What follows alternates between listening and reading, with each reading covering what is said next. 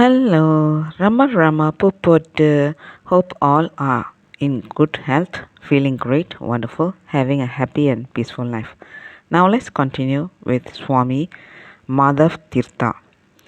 Of the next two devotees of Bhagavan, one was a skeptic and the other a scholar and philosopher.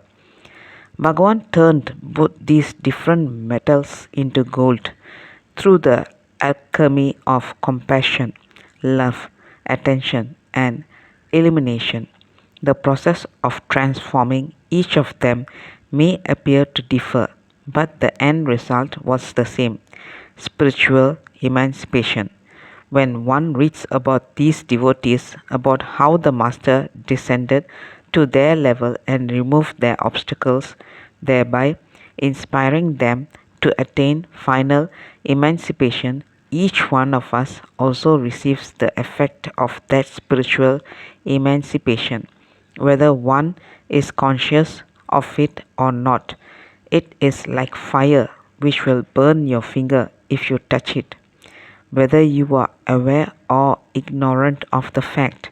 Likewise, if one reads with one pointed attention, the transformation will take place within oneself, whether one is conscious of it or not.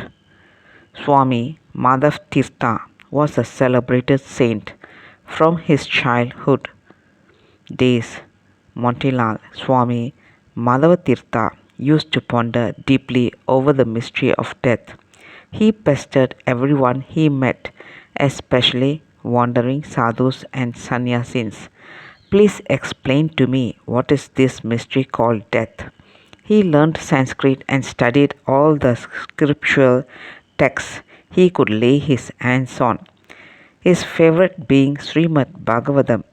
He was also very well read in modern science and was especially interested in the theory of relativity, as he found many parallels in it to Vedanta and Adi Shankara's exposition of the theory of Maya. He started giving talks in schools and colleges on the theory of relativity and its parallels in Vedanta. A very popular speaker, in the course of his tours, he was able to meet sages and saints like Anandamayi Ma. In the 1920s, direct contact with Sri Aurobindo, the well-known saint of Pondicherry, sent him on the true spiritual quest. In 1939, he took sannyas. After this, he was called Swami Madhav Tirtha. As a sannyasin, he traveled extensively. He was popular not only for his scholarship but also for the way he applied what he studied into his personal life. He was a prolific writer and had written over 100 books, yet his quest for spiritual fulfillment continued unabated. This unquenchable thirst for the truth drew him to Arunachala and Bhagavan in 1944. He stayed for 14 days, each day filled with study and experience. Also, since he was a scholar, he noted down his experiences, his questions to Bhagavan, and the answers. The very first day when Swami Madhav Tirtha was introduced to Bhagavan in the dining hall, Bhagavan looked at him with a glance full of grace. About that first look, he wrote, I found in the glance of the Maharishi the sizzling brilliance of the sun. My breath seemed to stop, and my mind was elevated into some spiritual realm of unutterable peace and happiness.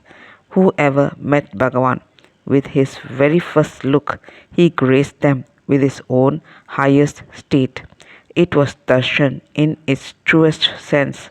Whether the receiver was capable of receiving it or not, the Master was always radiating his fullness. Fortunate were those, like Swami Madhav Tirtha, who could receive it.